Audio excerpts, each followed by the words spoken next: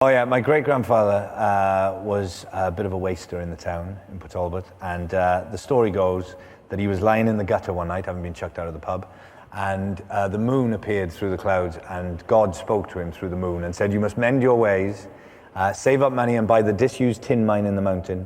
And so from that moment on, he never touched another drink, and he saved up his money. Everyone thought he was mad because there was no tin left in the mine. They discovered a new vein of tin. He became the richest man in Port Talbot and became a street preacher from then on. This is fantastic. And then, so your dad was then a Jack Nicholson impersonator? Dad was a Jack Nicholson lookalike, not impersonator, lookalike. There is a difference. And now you're He's a Tony genetic Blair. freak, not a talented actor. And now you're Tony Blair and David Frost. And Kenneth Williams and Brian Clough.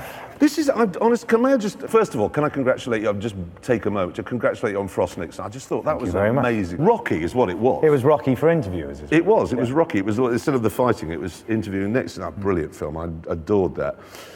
And now the new film, Twilight, which is it's New Moon, isn't it, for the Twilight series, which you did this presumably because you've got a 10-year-old daughter. Yes, I have a 10-year-old daughter who is obsessed with the books.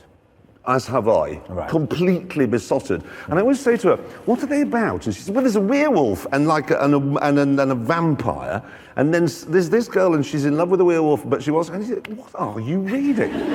It's sort of this great love story, it seems, and also they sort of tap into something about particularly a teenage girl's experience growing up. So you're I am a vampire. So was it Peter Mandelson this time that you modelled it on? Yes, absolutely, completely modelled it on Peter Mandelson. Now, Cars.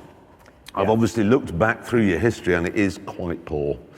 The Cars I have a very glamorous history with cars. Not really. No? Now, your driving test. I learned to drive in a Datsun Sunny, and that may have been the reason why my heart wasn't in it, maybe.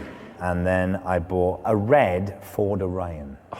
Do you have any, was that BJ registered around then? It would have been, yeah. They were honestly the worst. I think it was the worst car ever made. So Datsun Sunny and Ford Orion. Ford Orion. So you're not really blowing the cash on Bentleys. No, I'm not one who spends a lot of money on cars up to this point.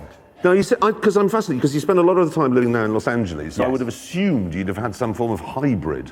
Not really. I'm not. Thought about it? Well, there's a lot of pressure to get that it's the way forward. Well, there is. I'm not going to get a hybrid. Good man. I'm going to get an old Jag. I want to pretend that I'm in the film of performance, driving around LA. Oh, Mick Jagger. Exactly. It's a very good idea. What sort of old Jag? I'd like to get a green one.